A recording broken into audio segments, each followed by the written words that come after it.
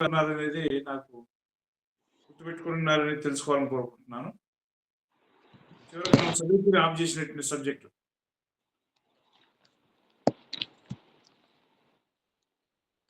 ఎవరైనా ఒకరు మూడు తీసి మాట్లాడొచ్చు.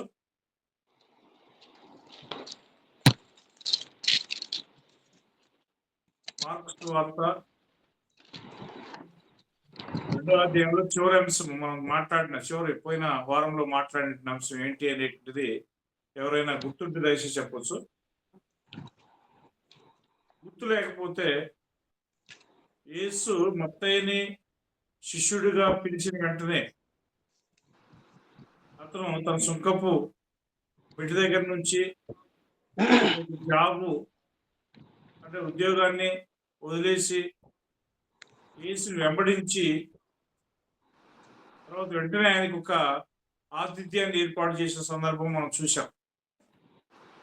ఎప్పుడైతే ఆయన ఇంట్లో యేసుక్రీస్తు ఆతిథ్యాన్ని పొందుతున్నాడో, ఆతిథ్యాన్ని పొందుతున్న క్రమంలో అక్కడ కొంతమంది పరిచయులు శాస్త్రులు వచ్చి ఈయనేమిటి పాపులతోనూ శుక్రులతోనూ భోజనం చేస్తున్నాడు ఏంటి అని చెప్పి ఆయన్ని నిందించారు. గుర్తుంది సార్.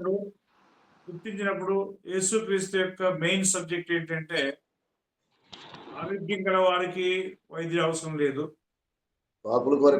వారికి గల వైద్య అవసరం. కాబట్టి నేను వచ్చినట్టు ఉద్దేశం ఏంటంటే ఆరోగ్యం కలిగినట్టు వారి కోసం నేను రాలేదు. నేను వచ్చిన ఉద్దేశం ఏంటంటే పాపులు పిలవడానికి వచ్చానని చెప్పి ఆయన అనేక విషయాలు మనకు చెప్పాడు. దానికి సంబంధించి మనము యోనా పుస్తకంలో యోనా ఏ విధమైనటువంటి ఒక నశించిపోయేటువంటి ఒక ఆత్మ గురించి యోనా ఏ విధమైనటువంటి దృక్పథాన్ని కలిగి ఉన్నాడు, ఆ తర్వాత ఈ లోకంలో ఉన్నటువంటి వ్యక్తులు కూడా ఒక చిన్న అంటే తగ్గింపు కలిగిన వ్యక్తిని ఏ విధంగా వాళ్ళు అణచివేయాలని చూస్తుంటారు అనే విషయాలను కంపేర్ చేసి చూస్తూ మాట్లాడారు. కాబట్టి దేవుడు కనికర సంపన్నుడు గనక, దీర్ఘశాంతం కలిగినటువంటి వాడు గనక ఆయన ఎవరిని పిలుస్తూ ఉద్దేశం కలిగి ఉన్నాడంటే ఎవరైతే తను తగ్గించుకుంటారో, ఎవరైతే ఈ లోకంలో స్వీకరించబడినట్టు వారై ఉంటారో, ఎవరైతే బలహీనలై ఉంటారో, ఎవరైతే ఎన్నికలైనట్టు వారై ఉంటారో వారిని పిలవడానికి యేసుక్రీస్తు వచ్చాడు అనే విషయాలు అనేకాలు మనం చూసాం. ఈరోజు సబ్జెక్టు 18వ వచనం నుంచి అంటే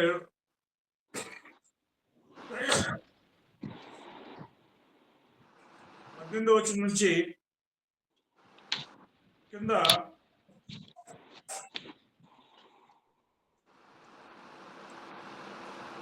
20వ వచనం, ఆ తర్వాత 23వ వచనం కూడా ఆయన మాట్లాడుతున్న సబ్జెక్టు 2 ప్రత్యేకమైనటువంటి అంశాలను మాట్లాడుతున్నాడు. ఏంటి ఆ 2 ప్రత్యేకమైనటువంటి అంశాలు అంటే 18వ వచనం నుంచి ఆయన మాట్లాడుతున్నటువంటి అంశం ఏంటంటే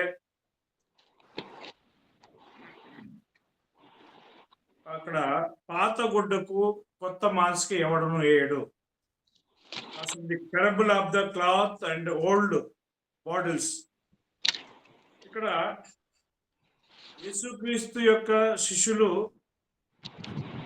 ఉపవాసం చేయటం జరగట్లేదు. మనం ఈ సబ్జెక్ట్ కొంచెం అంత ముందు కూడా డిస్కస్ చేసినట్టు నాకు గుర్తొస్తుంది. ఇప్పుడు పరిచయ శిష్యులు ఉపవాసం చేస్తున్నారు, యోహాను శిష్యులు ఉపవాసం చేస్తున్నారు. మరి యేసు యొక్క శిష్యులు ఉపవాసం చేయకుండా ఉండడాన్ని చూసినటువంటి అక్కడ పరిచయ శిష్యులు వచ్చి యేసుక్రీస్తుని నిరోధిస్తున్నారు. ఏమని నిరోధిస్తున్నారు చూడండి. 18వ వచనంలో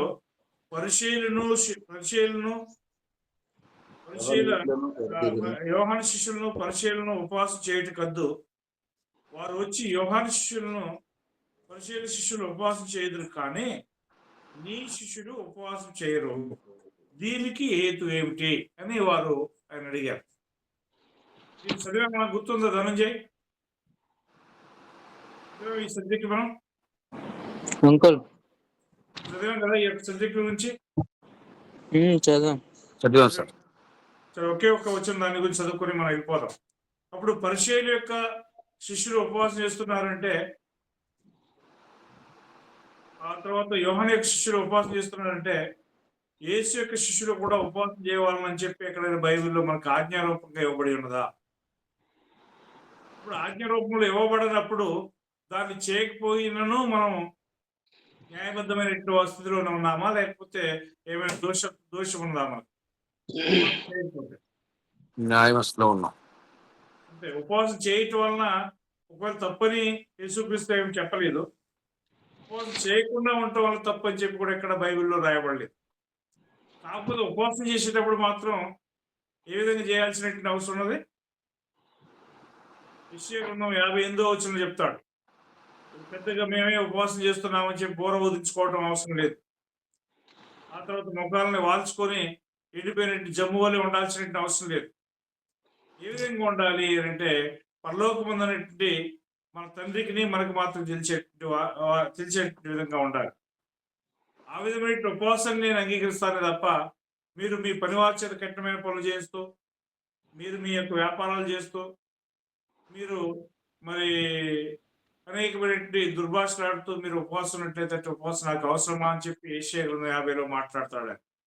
కానీ వాళ్ళు ఏం నిలదీశారు, మేము ఉపవాసం ఉంటున్నాం కదా, మా శరీరాల్లో మేము ఆయాసపరుచుకుంటున్నాం కదా, మీరు ఎందుకు మమ్మల్ని చూడరు, ఎందుకు పట్టించుకోరు అని చెప్పి మాట్లాడుతున్నాడు. ఇది యూదులు, ఇశ్రాయేలు. కానీ అలాంటి ఉపవాసం అనేది నాకు అవసరం లేదని చెప్పి యేసుక్రీస్తు 10, 11, 12 వచనంలో క్లారిఫికేషన్ ఇస్తారు. ఇక్కడ కొత్త నిబంధనలో కూడా మీరు ఒకవేళ ఉపవాసం చేస్తే ద్వేషదారుల వల్లే బోర వదిలించుకోవద్దు అని. ఇది మత్తయి సువార్త 6లో మనం చదివాం ఆ సబ్జెక్ట్. ఇప్పుడు దానికి ఎక్కువగా వెళ్ళట్లేదు.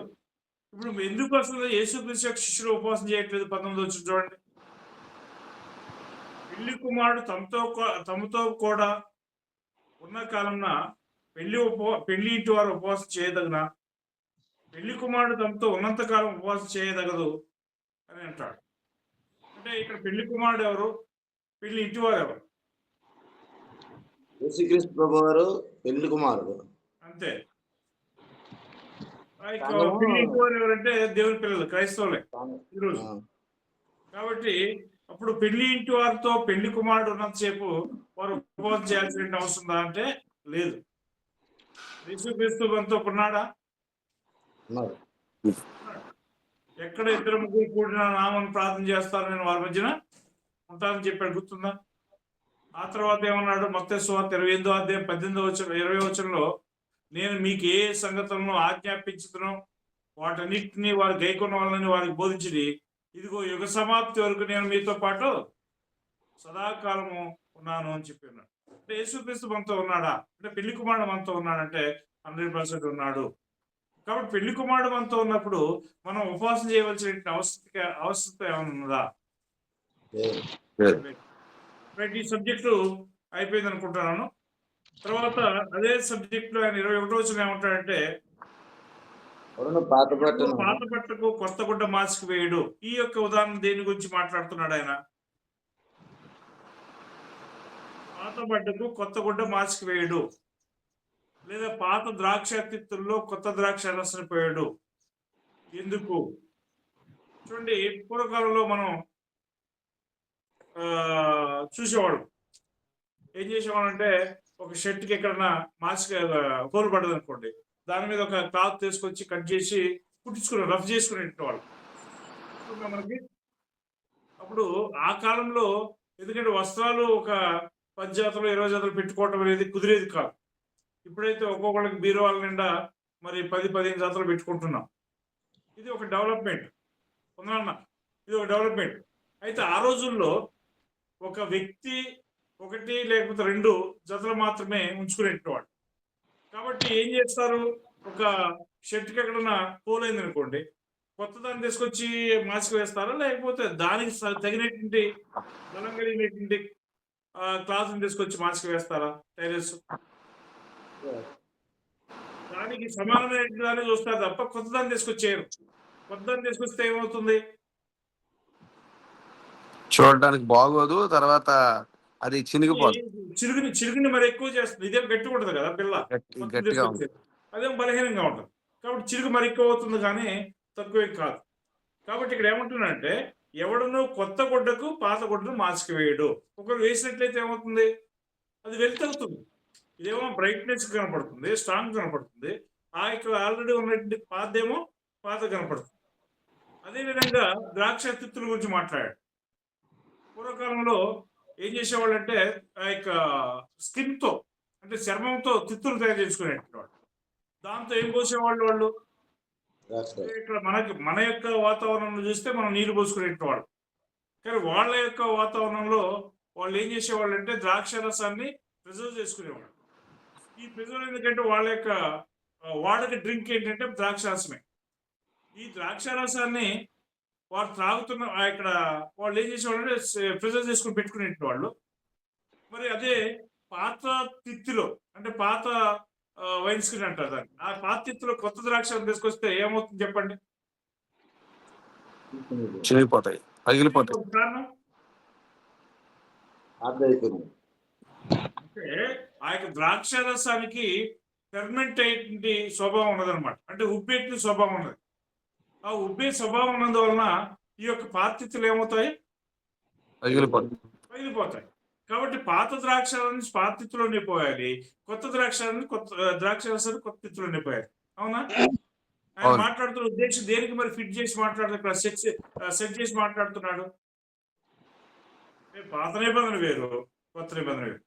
పాత నిబంధన కొత్త నిబంధన రెండు కలిపి మాట్లాడచ్చా? మాట్లాడకూడదు. కొత్త నిబంధన పాత నిబంధన కలిపి మాట్లాడితే అది సింక్ కాదు. అది వేరే సందర్భాన్ని మాట్లాడుతుంది, ఇది వేరే సందర్భాన్ని మాట్లాడుతుంది. కాబట్టి పాత నిబంధన ఎవరికి? కేవలం ఇశ్రాయేలులకి, భూ సంబంధమైన ఇశ్రాయేలులకు మాత్రం ఇవ్వబడింది. అదే కొత్త నిబంధన ఎవరికి? క్రైస్తవులకి, మనకి క్రైస్తవులకి.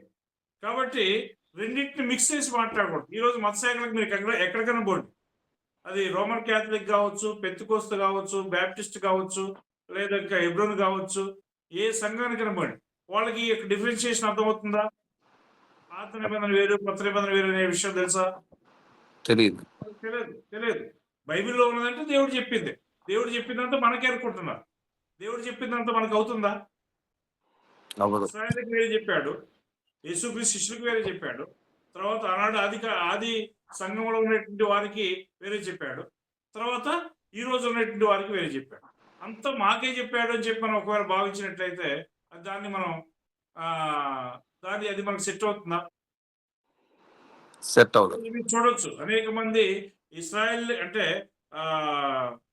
మొదటి శతాబ్దంలో యేసుక్రీస్తు తన శిష్యులకు చెప్పినట్టు మాటలు నాకే చెప్పారనే భావంతో ఉన్నారు. అవునా? చెప్పండి. ఇక్కడ ఒకసారి మీరు చూసినట్లయితే ఆ యొక్క మొదటి శతాబ్దంలో మరి యేసు తన శిష్యులకు అనేకమైన ఆజ్ఞలు ఇచ్చాడు. ఆజ్ఞలు ఈ రోజు మనకు సంబంధించినట్టుగా మనం భావించుకోవచ్చా? ఉదాహరణకు ఒకటే చెప్తాను, ఏంటంటే నా నామం విశ్వసించినట్టు వాడు మరి ఈ కార్యం చేయను అన్నాడు. ఏంటి ఆ కార్యం అంటే దెయ్యం వెళ్ళగొడతారు, అతను పావులు ఎత్తి పట్టుకుంటారు, మరణకరమైంది ఏది తాగిన వారికి ఏం కాదట, కలగదు అని అన్నాడు. అది ఎవరికి సంబంధించినట్టు మాట? తన శిష్యులకు కాదు, శిష్యులకు మాత్రమే, మనకు కాదు మాత్రమే. కాబట్టి ఈ రోజు నేను కూడా తెలుసుకుని నాకు కూడా ఈ యొక్క వాగ్దానం చేయబడింది కాబట్టి నాకు సంబంధించిందని చెప్పి నేను ఒక విషపూరితమైన ఒక పావును తీసుకుని కల్పించుకుంటే బతుకుతానా? లేదా విషపూరితమైన ఆ యొక్క లిక్విడ్ లేదా తాగినట్లయితే నేను బ్రతుకుతానా? అంటే దాన్ని బట్టి మనకి ఏమర్థం అవుతుందో అది మనకు సంబంధించింది కాదు. ఎవరికి సంబంధించినది? కేవలం అది ఆ యొక్క శిష్యులకు మాత్రమే సంబంధించింది. అది ఆ మొదటి శతాబ్దంలో ఈ యొక్క 9 వరాలు ఉన్నంత వరకు మాత్రమే సంబంధిస్తుంది. ఈ 9 వరాలు నిలిచిపోయిన తర్వాత వాటి యొక్క అవసరం ఉన్నదా? లేదు. కాబట్టి నేను తర్వాత దాని గురించి మీతో మాట్లాడతాను. యేసుక్రీస్తు ఇక్కడ చెప్పే ఉద్దేశం ఏంటంటే ఇక్కడ పాత ద్రాక్షరసము పాత తిత్తుల్లోనే పోయాలి, కొత్త ద్రాక్షరసం కొత్త తిత్తుల్లోనే పోయాలి. అంటే పాత నిబంధనని కొత్త నిబంధన ఏం చేయకూడదు, మనం చేసి మాట్లాడకూడదు. తర్వాత మరొక సబ్జెక్టు దీనికి సంబంధించి మాట్లాడుతున్నాడు. 23వ వచనం నుంచి చదువుదాము. ఎవరైనా 23 నుంచి చదవండి. మరి ఆయన విశ్రాంతి దినమున పంట చేలో పడి వెళ్ళుచుండగా శిష్యులు మార్గమున పోవచ్చు వెన్నెలు త్రుంచుచుండెరు. అందుకు పరిసయ్యులు చూడుము, విశ్రాంతి దినమున చేయకూడని దాన్ని వారు ఎలా చేయుచున్నారని ఆయనని అడిగిరి. వారు ఎలా చేయుచున్నారని ఆయన అడిగిరి.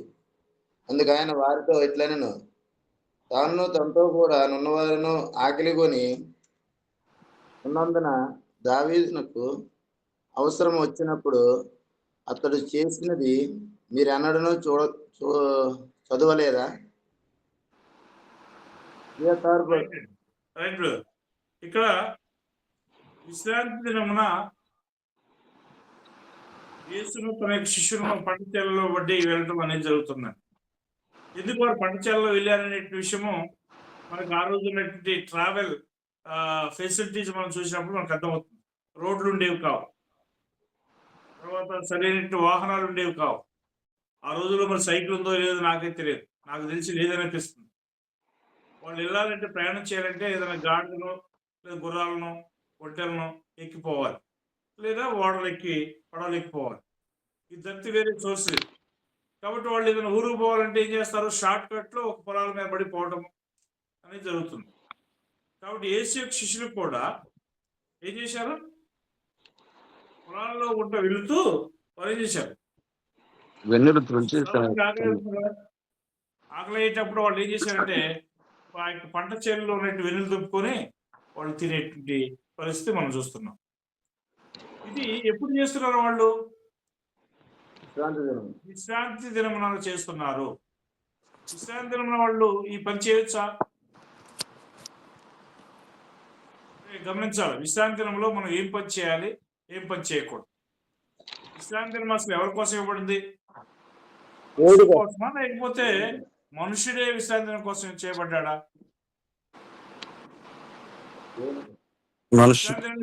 అధికారి ఎవరు? యేసుక్రీస్తు.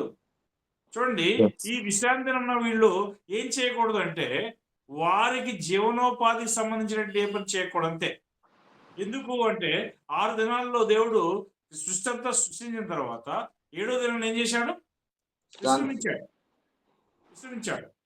కనుక వీళ్ళు కూడా ఏం చేయాలంటే జీవనోపాధికి సంబంధించినటువంటి లేదా వాళ్ళు తమ యొక్క వ్యక్తిగతమైన పనులు ఏమి చేయకూడదు.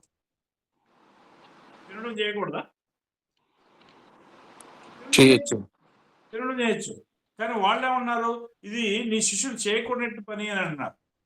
యేసుక్రీస్తు ఒక ఉదాహరణ తీసుకొచ్చి వాళ్ళు చూపించాడు. ఏంటి ఆ ఉదాహరణ?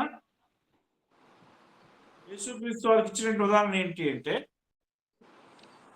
దావీదు అరణ్యంలో సౌలు చేత తరంబడుతున్నప్పుడు ఆయన రాజుగా ఉంటాడు. సౌలు రాజే, కానీ సౌలుని దేవుడు నిరాకరించిన తర్వాత దావీదు రాజు పరిపాలనలోకి వస్తాడు. కానీ అతన్ని అంగీకరించలేదు ఎవరు? సౌలు. ఈ సమయంలో ఏం జరిగింది? అక్కడ ఆ యొక్క అహీమెలెకు దగ్గరకు పోతారు వీళ్ళు. ఎవరు? దావీదుతో ఉన్నట్టు వారు. అహీమెలెకు దగ్గర పోయి ఏమని అడుగుతారు, అయ్యా తినడానికి మీ దగ్గర ఏమైనా ఉందా అంటే వాళ్ళు ఏమన్నారు, మీరు స్త్రీలకు ఎడంగా ఉన్నటువంటి వారైతే తినడానికి ఒక సన్నిధి రొట్టెలు తప్ప నా దగ్గర ఏమీ లేవు అని చెప్పి యాజకుడిస్తాడు. ఇప్పుడు ఆ రొట్టెలు ఎవరు మాత్రం తినాల్సిన అవసరం ఉంది? యాజకులు తప్ప మరి ఎవరు తినకూడదు. కానీ ఇక్కడ దావీదు యాజకుడా? కాదు. దావీదు లేవీడా? కాదు. దావీదు యొక్క పని వాళ్ళు యాజకులా? కాదు. వాళ్ళు ఏం చేశారు? ఆయన దావీదుతో ఉన్నటువంటి వారికి ఆ యొక్క రొట్టెలు ఇవ్వడం చూస్తున్నాం. మరి అందుకని వాళ్ళు తప్పుగా సూచించబడ్డారా? చూడండి, మత్తయి సువార్త 12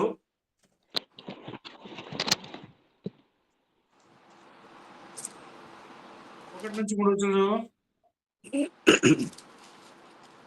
మత్తయి సువార్త 12. ఆ కాలమందు యేసు విశ్రాంతి దినమున పంట చేలలో పడి వెలుచుండగా ఆయన శిష్యులు ఆకలి కొని వెన్నులు త్రుంచి తినసాగిరి. పరిసయ్యులు అది చూచి, ఇదిగో విశ్రాంతి దినమున చేయకూడదు నీ శిష్యులు చేయుచున్నారని ఆయనతో చెప్పగా, ఆయన వారితో ఇట్లనెను, తానును తనతో కూడా ఉన్నవారును ఆకలి కొని ఉండగా దావీదు చేసిన దాని గురించి మీరు చదవలేదా?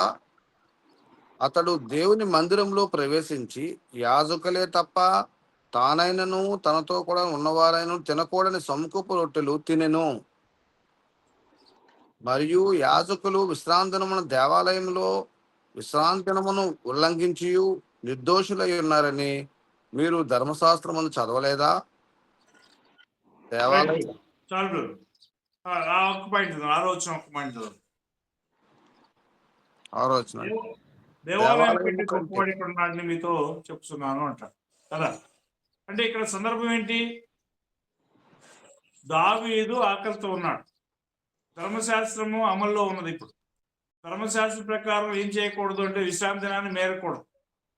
మరి ఇక్కడ దావీదు యొక్క ఎయిడ్స్ అంటే దావీదు యొక్క తనతో ఉన్నటువంటి వాళ్ళు ఎక్కడ పోయారు? దేవుని మందిరానికి పోయి అక్కడ ఉన్న ప్రధాన యాజకుని అడుగుతారు. ఏమడుగుతారు? అయ్యా మరి మీ కాడ ఏమైనా భోజనం ఉన్నదా, మేము ఆకలితో బడలి ఉన్నాము అని చెప్పి అడుగుతారు. అన్నప్పుడు యాజకుడు ఏమంటాడు? అక్కడ ఉన్నటువంటి యాజకుడు ఏమంటాడు? చదవమంటారండి. ఎన్నో వచ్చింది బ్రదర్, చదవండి. 4వ వచనంలో దేవుని మందిరం ప్రవేశించి యాజకులు తప్ప తానైనా తనతో కూడా ఉన్నవారిని తినకుండా సముఖ రొట్టెలను తినను.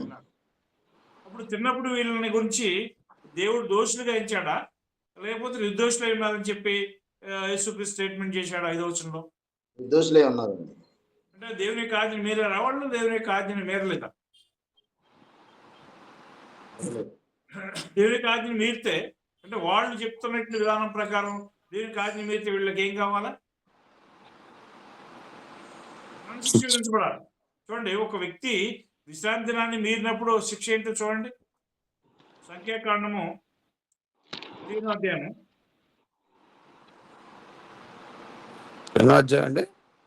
15వ అధ్యాయము 32వ వచనం చదువుదాం. ఇశ్రాయేలీలు అరణ్యంలో ఉన్నప్పుడు ఒకడు విశ్రాంతి దినమున కట్టెలు ఏరుట చూచిరి. వాడు కట్టెలు ఏరుట చూసిన వారు మోషే వద్దకును అహరోను వద్దకును సర్వ సమాజం వద్దకు తీసుకుని వచ్చిరి. వానికి ఏం చేయవలనో అది విశదపరచబడలేదు గనుక వాణ్ణి కావలిలో ఉంచిరి. తరువాత యెహోవా ఆ మనుష్యుడు మరణ శిక్ష నొందవలెను, సర్వ సమాజము పాలెము వెలుపల రాళ్లతో వాడిని కొట్టి చంపవలనని మోషేతో చెప్పాను. కాబట్టి యెహోవా మోషేకు ఆజ్ఞ. ఇక్కడ పరిస్థితి ఏంటండి? ఒక వ్యక్తి తన కోసము అంటే ఇక్కడ దేవుని కోసము తన కోసము అంటే 2 తేడాలు కనబడుతున్నాయి. అప్పుడు ఈ యొక్క వ్యక్తి ఎక్కడ పోయాడు? కట్టెపుల్లలు ఏర్పాటుని పోయాడు. ఎందుకోసం? వాస్తవంగా ఆ రోజుల్లో వారికి భోజనం వండుకోవాల్సిన పని ఉందా? అంటే యేసుక్రీస్తు కాలంలో కాదు నేను మాట్లాడేది, ఈ రోజుల్లో సంఖ్యాకాండంలో ఉన్న పరిస్థితి సందర్భం లేదు. వాళ్ళకి ఆహారం ఎలాగ వస్తుంది? దేవుడు డైరెక్ట్ గా పరలోకం నుంచి మన్నా కురిపిస్తున్నాడు కదా. అప్పుడు ఇతను వండుకోవాల్సిన అవసరం ఏంటి? తెలియదు మనకి. కానీ మొత్తం మీద అతను చేసే కార్యం ఏ విధంగా కనబడుతుంది? ఆజ్ఞను మీరట్లో భాగంగా కనబడుతుంది. కాబట్టి అతను తీసుకొచ్చి మోషే యుద్ధను అహరోను యుద్ధను తీసుకుని ఉంచేట్టుగా మనం చూస్తున్నాం. 34వ వచనంలో అప్పటికీ అతనికి ఏం చేయాలి, ఎలాంటి శిక్ష అమల్లో చేయాలని చెప్పేది వాళ్ళకి బయలుపరచబడదు. కాబట్టి ఆ మనుషులు ఏం చేసేవాళ్ళు? కావల్లో ఉంచారు. దేవుని యొక్క వాక్యం ఏ విధంగా స్పందించింది? 35వ వచనంలో రాళ్ళతో కూడా చంపాలి అంటే ఆ మనుషుడు మరణ శిక్ష ఉండవలను అని చెప్పి తీర్పు వచ్చింది దేవుని యొక్క. కాబట్టి అతను ఏం చేశారు? సర్వ సమాజము అతను పాలవెల వదిలేసిపోయి రాళ్లతో సాగుకొట్టినట్టు సందర్భం మనం చూసాం. ఇక్కడ ఏం జరిగింది? విశ్రాంతి దినాన్ని మీరాడు.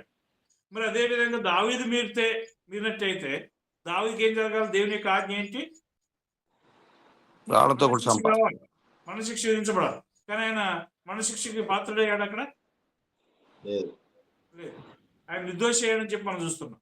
అంటే ధర్మశాస్త్రం అనేటువంటిది ఎవరికి ఏ సందర్భంలో ఇవ్వబడుతుంది, దాన్ని ఎప్పుడు మరి తప్పుగా ఆచరించబడుతుంది, ఎప్పుడు దాన్ని సరైన విధానం చూస్తున్నామని చెప్పి మనం పరిశీలన చేయాల్సిన అవసరం. అంతేగాని ధర్మశాస్త్రంలో ఈ విధంగా ఉన్నది కాబట్టి దాని ప్రకారం అది తప్పే అని చెప్పి మనం ఒకసారి డిసైడ్ చేయకూడదు. ఎందుకు? అసలు ధర్మశాస్త్రం అంటే ఆ విశ్రాంతి దినం అనేది ఏంటి? విశ్రాంతి దినం అనేది దానికి గ్రీక్ లో ఒక పదం ఇచ్చాడు. అదేంటంటే స్ట్రాంగ్స్ లో ఒక నెంబర్ ఇచ్చారు 76. Literally it means intermission. Intermission అంటే విశ్రాంతి అండి. ఏదైనా పని చేస్తుంటాం మనం, పని చేసేటప్పుడు కొంత అలసట తీసుకుంటాం కదా, రెస్ట్ తీసుకుంటాం కదా, దాన్ని ఏమంటారంటే రెస్ట్ లేకపోతే ఇంటర్మిషన్ అంటాం. ఈ యొక్క దేవుని పని చేస్తున్నటువంటి వీరికి ఇదేమైంది?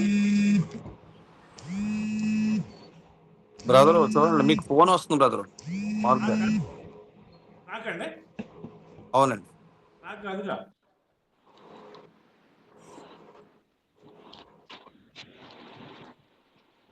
నాకు కాదు, ఎవరుకోమని. Okay okay brother good morning అందరికి. నాకులేండి, నేను కట్ చేస్తున్నా. Okay okay brother. Okay okay okay okay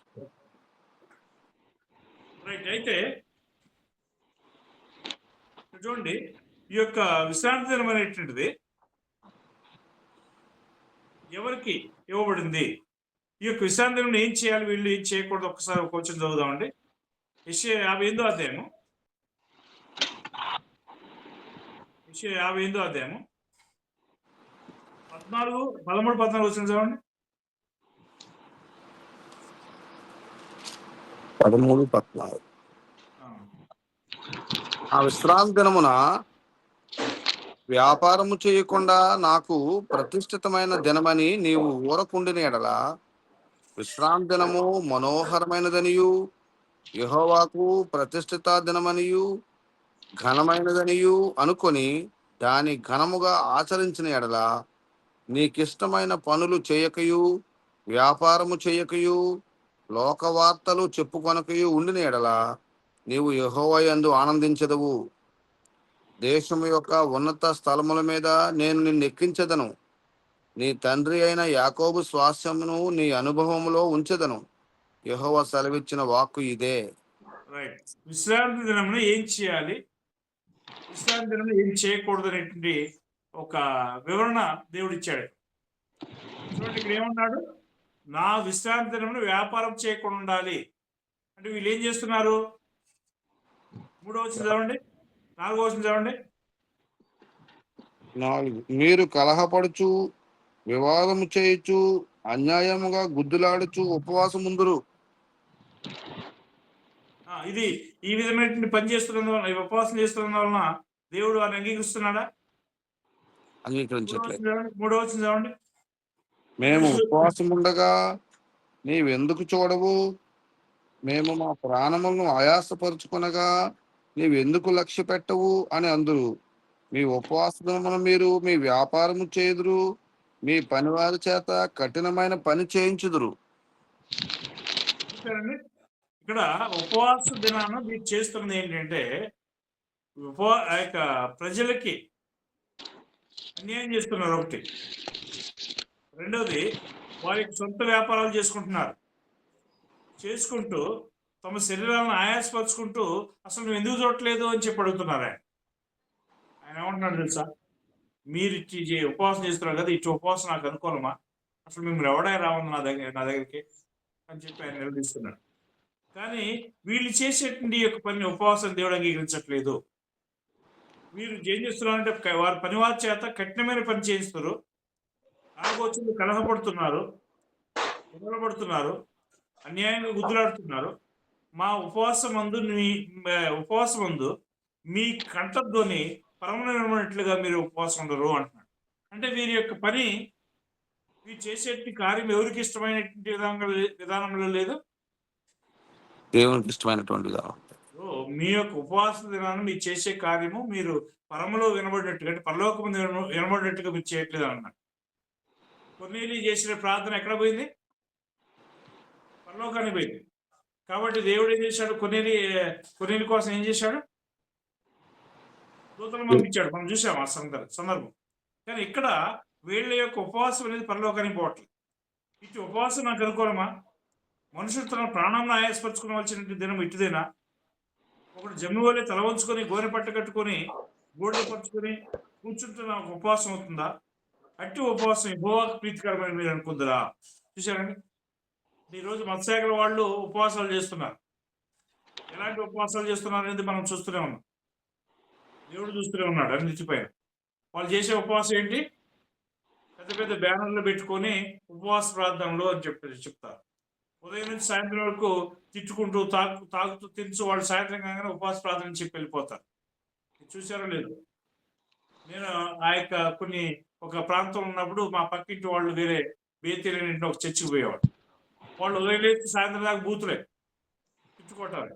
సాయంత్రం 5-6 కాగానే బైబిల్ పట్టుకోవడం, టక్కన మొక్క దూసుకోవటం, షేర్ సరి చేసుకోవటం, తల సరి చేసుకొని బైబిల్ పెట్టుకొని ఉపవాస ప్రార్థన పోతున్నాం అయ్యగారని చెప్పుకుంటూ పోతున్నాం. అంటే ఈ విధమైన ఉపవాసాన్ని దేవుడు అంగీకరిస్తాడా? పనిచేయడం దాంట్లో ఉపవాస దినాన్ని చూడండి 58వ అధ్యాయంలో 13వ వచనం మనం చూసాం. ఎవరి కోసం పనిచేయొద్దని, ఎవరి కోసం పని చేయకూడదు అక్కడ? మనుషులు తన కోసం పని చేసుకోకూడదు. నా విశ్రాంతి దినమున వ్యాపారం చేయకుండా, అంటే మన కోసం వ్యాపారం చేయకుండా నాకు ప్రతిష్టమైన దినమని నీవు ఊరుకున్నట్లయితే విశ్రాంతి దినము మనోహరమైందగును. ఎవరికి ప్రతిష్టమైన దినమై ఉన్నదని చెప్పని భావించాలా? దేవునికి, యేసుక్రీస్తుకి లేదా దేవునికి, క్షమించాలి దేవునికి ప్రతిష్టమైనటువంటి ఆ యొక్క విశ్రాంతి దినం అని చెప్పి మనం భావించినట్లయితే అదేమవుతుంది? ఇది ఘనమైన దానిగా దేవుడు ఇస్తున్నాడు. అట్టి ఉపవాసం అనేది దేవుడికి ఏమైనది? ఇష్టమైనదైనది. ఇప్పుడు అది కాకుండా ఒకవేళ నాకు ఇష్టమైన పనులు నేను చేశాను అనుకోండి, ఆ దినాన 13 వచ్చి చివరిలో నీకు ఇష్టమైన పనులు చేయకు, నీకు ఇష్టమైన పనులు చేయకు, వ్యాపారం చేయకు, లోక వార్తలు చెప్పుకోక ఉండిన ఎడలా అన్నాడు. అంటే నాకు ఇష్టమైన పని చేయకూడదు, ఆ తర్వాత వ్యాపారం చేయకూడదు, లోక వార్తలు చెప్పుకోకుండా ఉన్నట్లయితే అది నాకు ఇష్టమైనటువంటి ఉపవాస దినము అని అంటున్నాడు. కానీ మనం దేవునికి ఇష్టమైన పనులు చేయకుండా మన సొంత పనులు చేసినట్లయితే దేవుడు దాన్ని అంగీకరిస్తున్నాడా? దేవుడు అంగీకరించట్లేదు. కాబట్టి ఈ యొక్క ఉపవాసం దేవుడు మరి వారు చేసిన విధానాన్ని తప్పు పెడుతున్నాడు తప్ప అక్కడ యేసుక్రీస్తు చేసిన దాంట్లో తప్పేం లేదు. ఆ రోజు మరి దావీదు చేసినటువంటి కార్యంలో తప్పేం లేదు. మరి ఏది తప్పు ఇక్కడ అంటే మన సొంత బిజినెస్ మనం చేసుకుంటూ తిరుసు త్రాగుసు పని వారిని బాధిస్తూ మనం చేసినట్లయితే అదేం కాదు, ఉపవాసం కాదు, దేవునికి ఇష్టమైనటువంటి ఉపవాసం కాదు. కాబట్టి ఇక్కడ యేసుక్రీస్తు ఏం చెప్పంటే ఇక్కడ దావీదు చేసిన ఉపవాసం తప్పు కానప్పుడు, దావీదు యాజకుడు తప్ప మన సాధారణమైన మనుషులు తినకూడనటువంటి కార్యం చేశాడు కదా, తిన్నాడు కదా, అప్పుడు అది తప్పు కానప్పుడు నా యొక్క శిష్యులు చేసిన ఎలా తప్పు అవుతుంది? దానికి ఏమైనా సమాధానం ఉందా? లేదు. కాబట్టి ఎప్పుడైతే ఈయన ఈ పని చేశాడో వాళ్ళు, అంటే ఈ సమాధానం చెప్పారో వాళ్ళు ఏం మాట్లాడకుండా సైలెంట్ అయిపోయారు. తర్వాత ఏమైంది? ఇక మత్తయి యోహాను సువార్త ఒకసారి చదువు. యోహాను సువార్త 5వ అధ్యాయము. యోహాను సువార్త 5వ అధ్యాయం 1 నుంచి చూసినట్లయితే, తర్వాత యూదుల పండుగ ఒకటి వచ్చిన కనుక యేసు యెరూషలేమునకు వెళ్ళాడు. యెరూషలేములో గొర్రెల ద్వారం దగ్గర హెబ్రీ భాషలో బెత్సేద అనబడు యొక్క కోనేరు కలదు. దానికి 5 మంటపములు కలవు. ఆయా సమయములకు దేవదూతల కోనేటిలో దిగి నీళ్లు కదిలించుట కలదు. ఈ సందర్భం మనకు తెలుసు. దాదాపు 38 సంవత్సరాల నుంచి 40 సంవత్సరాల నుంచి రోగంతో ఉన్నటువంటి కుంటివాడు ఒక ఆయన, రోగి ఒక ఆయన మరి యొక్క కొలంలో బెతెస్దా అనేటువంటి కొలంలో మునిగితే స్వస్థపడతాడు అనేటువంటి ఒక నమ్మకంతో అక్కడ పోయాడే కానీ ఆయన ఎవరు కూడా మరి అక్కడ నడిపించేటువంటి వారు లేరు. కారణం ఏంటంటే ఉదయం ఆ యొక్క దేవదూతలు వచ్చి వీళ్ళు కదిలించేటప్పుడు ఎవరైతే ముందు పోయి దాంట్లో దిగుతారో వారు మాత్రమే ఆ యొక్క స్వస్థపరచబడతారు అనే విషయం మనం చూస్తున్నాం. ఇప్పుడు యేసుక్రీస్తు కూడా దినాన మరి ఈ యొక్క వ్యక్తి దగ్గర పోయి మాట్లాడడానికి కారణం ఏంటంటే మరి అతనికి ఎవరు లేరు కాబట్టి అతని మీద కనికరపడి ఆ వ్యక్తిని స్వస్థపరచాలని చెప్పి ఉద్దేశంతో పోతాడు. కానీ ఆ దినము ఏం దినము అంటే 10వ వచనం ప్రకారం విశ్రాంతి దినం. విశ్రాంతి దినం ఏదైతే ప్రభు చేస్తాడో అది ఏ విధంగా ఉంది? యూదులకి ఒక అవకాశంగా ఉన్నది. ఈయన అలాగే విశ్రాంతి దినాన్ని మేస్తాడు కాబట్టి విశ్రాంతి దినంలో మనం అతన్ని పట్టుకోవచ్చు అని చెప్పి ఉద్దేశించారు. కాబట్టి ఆయన్ని ఈ విధంగా ఎక్కడ చూసినా విశ్రాంతి దినం ఆయన వెంటాడుతూ ఆయన చేసే కార్యాలను చూసి మరి ఆయన్ని నిందించడం జరుగుతుంది. అంటే వాస్తవం ఏంటంటే యేసుక్రీస్తు ఈ యొక్క విశ్రాంతి దినం చేయటం ద్వారా విశ్రాంతి దినాన్ని ఏమైనా మీరుతున్నాడా అంటే తాను మీరట్లేదు అనే విషయాన్ని మనకు చూపించాడు. లూకా సువార్త 6వ అధ్యాయము 6 నుంచి 11 వచ్చిన చదువు.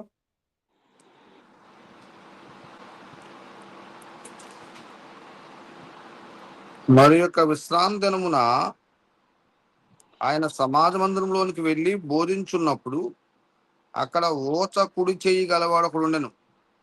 శాస్త్రులను పరిసయులను ఆయన మీద నేరం మోపవలనని విశ్రాంతి దినమున స్వస్థపరచునేమో అని ఆయన్ను కనిపెట్టుచుండిరి.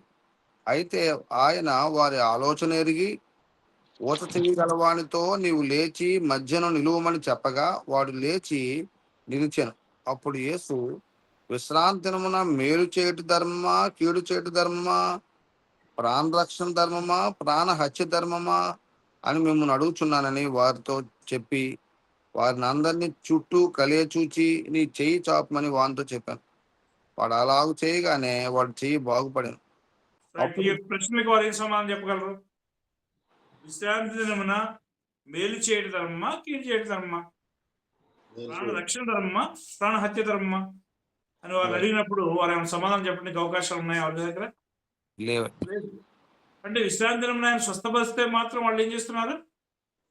అది తప్పుగా చూపిస్తున్నారు. అంటే విశ్రాంతి దినం మీరు ఎవరికైనా గొర్రె కానీ ఎద్దు కానీ ఉన్నట్లయితే అది గుంట్లో పడి దాన్ని తీసి బయట పెట్టడా, లేదా మీ యొక్క మీ ఎద్దు గుర్రమో లేదా దానికి ఏదైనా దాహం అయితే నీళ్లు పెట్టడా? మరి నేను చేసి తప్పేంటి? అతను రోగంతో ఉన్నాడు. ఆ యొక్క రోగంతో ఉన్న వ్యక్తి నా దగ్గరికి వచ్చాడు. అది అతను స్వస్థపరిచే క్రమంలో అది ఆదివారమా శనివారమా లేదా విశ్రాంతి దినమా అనేది ముఖ్యమా, లేకపోతే అతనికి కావాల్సిన మేలు చేయడం ముఖ్యమా? మేలు చేయటం ముఖ్యం. అతనికి కావాల్సిన మేలు చేయడం ముఖ్యం. ఎందుకు మరి ఆయన ఆ దినాన్ని చేస్తున్నాడు అంటే అక్కడ చెప్తాడు కింద, విశ్రాంతి దినమునకు కూడా మనిషి కుమారుడు ఏమై ఉన్నాడు? ప్రభువు ఉన్నాడు అని చెప్పి చెప్పడం జరిగింది. అంటే అర్థం ఏంటి? ఆ విశ్రాంతి దినం ఎవరి కోసం ఇచ్చాడు దేవుడు? మనుషుల కోసమా, లేదా విశ్రాంతి దినం కోసం మనుషులు సృష్టించాడు? మనుషుల కోసం. మనుషుల కోసమే ఆ యొక్క సందర్భాన్ని అంటే విశ్రాంతి దినాన్ని ఇచ్చినప్పుడు ఈ విషయాన్ని వారు చెప్పేసరికి వారు ఏమయ్యారు? సైలెన్స్ అయిపోయారా? లూకా సువార్త 13వ అధ్యాయము 10వ వచనం చూద్దాం. యేసుక్రీస్తు వచ్చిన ఉద్దేశం ఏంటట? విశ్రాంతి దినమున ఆయన యొక్క సమాజ మందిరములో బోధించున్నప్పుడు 18 ఏండ్ల నుండి బలహీనపరచు దయ్యము పట్టిన ఒక స్త్రీ అచ్చట ఉండెను. ఆమె నడుము వంగిపోయి ఎంత మాత్రము చక్కగా నిలువబడలేకుండెను. యేసు ఆమెను చూచి రమ్మని పిలిచి, అమ్మా నీ బలహీనత నుండి విడుదల పొంది ఉన్నామని ఆమెతో చెప్పి ఆమె చేతులు ఉంచగానే ఆమె చక్కగా నిలువబడి దేవుని మహింపరచెను. ఇక్కడ మరొక సందర్భంలో మనం చూసినప్పుడు ఒక బలహీనమైన నడుము కలిగినట్టు ఒక స్త్రీ అక్కడికి వచ్చింది విశ్రాంతి దినంలో. ఈ సందర్భంలో ఆయన ఏం చేస్తున్నాడు? వాక్యాన్ని బోధిస్తున్నాడు. బోధించే క్రమంలో ఆమె చూసిన వెంటనే ఆయన ఏం చేస్తాడు? సాధారణంగా ఎక్కడైతే అవసరం నెసెసిటీ ఉన్నదో అక్కడ ఏం చేస్తాడంటే ఆయన కనికరిస్తాడు. ఆడ కనికరపడి ఆమె ఏం చేశాడంటే స్వస్థపరిచినట్టుగా మనం చూస్తున్నాం. ఆమె మీద చేతులు ఉంచగానే ఆమె చక్కగా నిలవబడి దేవుని మహిమపరిచిన 13వ వచనంలో.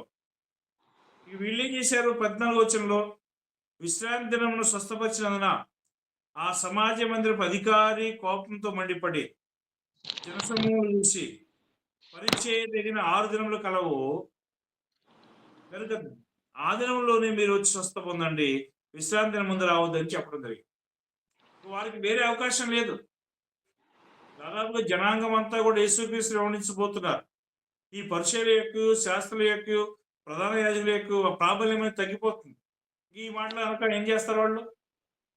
మీరు ఆదివారం నుంచి శుక్రవారం దాకా మీకు వారాలు ఉన్నాయి కదా, ఆ దినం పోయి స్వస్థపరచబడచ్చు కదా, ఎందుకు ఈ రోజు మాత్రమే స్వస్థపరచబడుతున్నా అని చెప్పి తన యొక్క బాధను ఆయన కోపాన్ని వ్యక్తపరిచాడు. అప్పుడు యేసుక్రీస్తు వారికి సరైనటువంటి పాయింట్ చెప్పాడు. 15వ వచనంలో, అందుకు ప్రభు వేషధారులారా మీలో ఎవడనో విశ్రాంతి దినమున తన ఎద్దునైనను, మీలో ప్రతివాడును విశ్రాంతి దినమున తన ఎద్దునైనను గాడిదనైనను గాడి ఎద్దు నుండి విప్పి తోలుకొని పోయి నీళ్లు పెట్టిన కదా అంటాడు. వాస్తవం కదా, పొద్దాకు ఒకసారి కట్టేసాం మనం. కట్టేసినట్టు నా యొక్క గేదెనో లేకపోతే ఆ యొక్క ఎద్దునో మనం అక్కడే ఎలా పొద్దాకు వస్తామంటే వచ్చాం, తీసిపోయి గాబు దగ్గర తీసుకుని తోలుతాం, ఎందుకంటే నీళ్ళు తాగినట్లు. మరి అది కూడా పనే కదా, మరి చేయొచ్చా? అది వాళ్ళు చెప్పే ఆర్గ్యుమెంట్ ప్రకారం అది వేస్తారంతో కూడిన పని. కానీ యేసుక్రీస్తు ఏమన్నాడు? ఇదిగో ఎద్దైన్నో గాడిదైన్నో విప్పి తోలుకొని పోయి నీళ్లు పెట్టిన కదా, ఇదిగో 18 ఏళ్లను బట్టి సాతాను బంధించిన అబ్రహాం కుమార్తె అయినట్టు ఈమెను విశ్రాంతిని మందు ఈ కట్టల నుండి విడిపింప తగదా అని అతనితో చెప్పాను. ఎవరు? యొక్క సమాజ మందిరం యొక్క అధికారం అన్నమాట అసలు. కాబట్టి వాళ్ళు ఏం చేశారు? ఈ మాట చెప్పిన వాళ్ళు 10 రోజులు ఏం చేశారు చూడండి.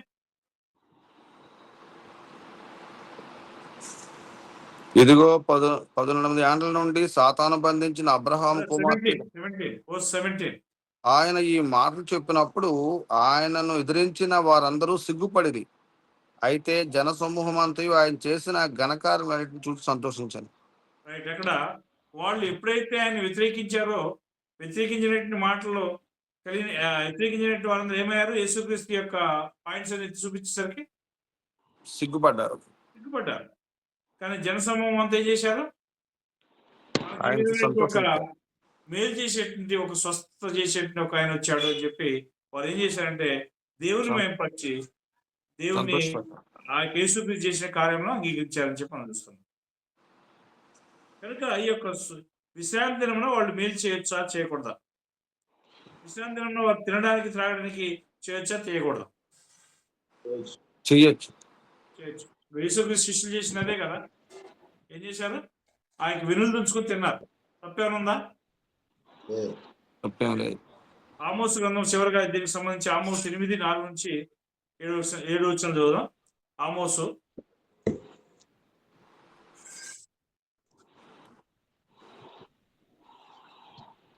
8వ అధ్యాయం అండి, 8వ అధ్యాయము 4 నుంచి 7 వచనం చదువు.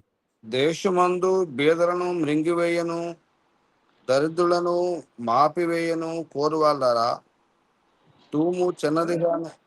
బ్రదర్ 4 ఆమోసు 8వ అధ్యాయం మీరు చూసింది రైట్, మీరు రైట్ చదవండి.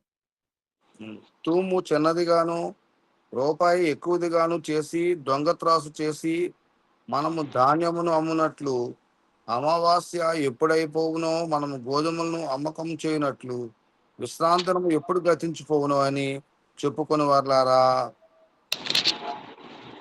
దరిద్రులను వెండిని కొన్నట్లును, పాదరక్షకులనిచ్చి బీదవారిని కొన్నట్లును, చచ్చుధాన్యమును మనము అమ్ముదము రెండని, విశ్రాంతనం ఎప్పుడైపోవును అని చెప్పుకొని వర్లారా. ఈ మాట ఆలకించుడి. యాకోబు చదువుదాం 11 వరకు. చదవమంటారా? 11 వరకు. యాకోబు యొక్క అతిశయాస్పదం తోడని యెహోవా ప్రమాణం చేయుందేమనగా, వారి క్రియలను నేను ఎన్నడను మరువను. ఇందును గూర్చి భూమి కంపించదా? దాని నివాసులందరూ అంగలార్చరా? నైలు నది పొంగునట్లు భూమి అంతయు ఉబుకును.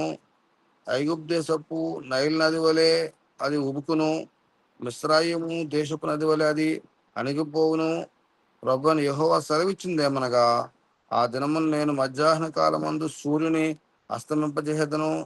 చేయుదును, పగటి వేళను భూమికి చీకటి కమ్మ చేయుదును. మీ పండుగ దినములను దుఃఖ దినములుగాను, మీ పాటలను ప్రలాపములుగాను మార్చుదును. అందరినీ మొలల మీద గోనెపట్ట కట్టుకొని చేయుదును. అందరి తలలు బోడి చేసేదను. ఒకనికి కలుగు ఏకపుత్ర శోకము వంటి ప్రలాపమునే పుట్టింతును. దాని అంత్యజనము ఘోరమైన శ్రమజనముగా ఉండును. రాబో జనము లందు దేశములో నేను క్షామం పుట్టింతును. అది అన్నపానములు లేకపోవట చేత కలుగు క్షామము కాక, యెహోవా మాటను వినకపోవటం వలన కలుగు క్షామముగా ఉండును. ఇదే యెహోవా వాక్కు. కాబట్టి చాలు రైట్. ఇక్కడ ఆమోసు ద్వారా దేవుడు ఇస్తున్నటువంటి ఆ యొక్క ప్రవచనం ఏంటంటే, 4వ వచనంలో దేశమందు